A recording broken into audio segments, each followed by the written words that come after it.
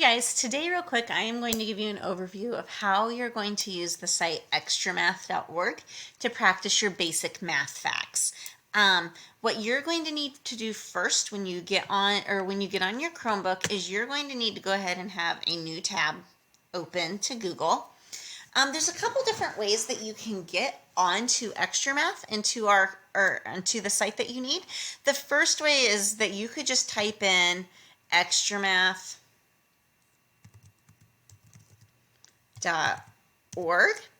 and that is going to take you straight to the Xtra Math site. Okay, once it takes you straight to this Xtra Math site, this is what it's going to look like. You're going to need to come up here where it says using Xtra Math already. You maybe haven't used it before, but you're going to need to click there because you already have an account that I've made for you.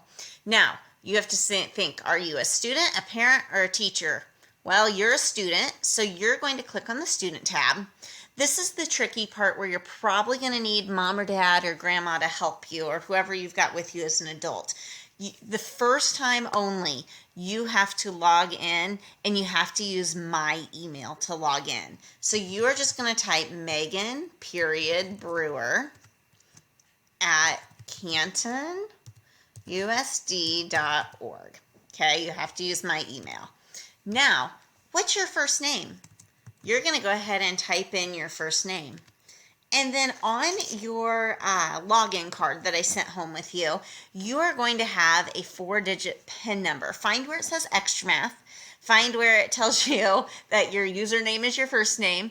And then under that, it should tell you that you have a PIN number. You are going to enter that. Make sure it says remember you on this device and hit sign in.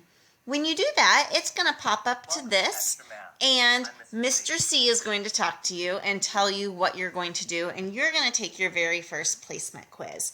I hope this is helpful. If you need help with any of this, please make sure that you reach out to me on Dojo.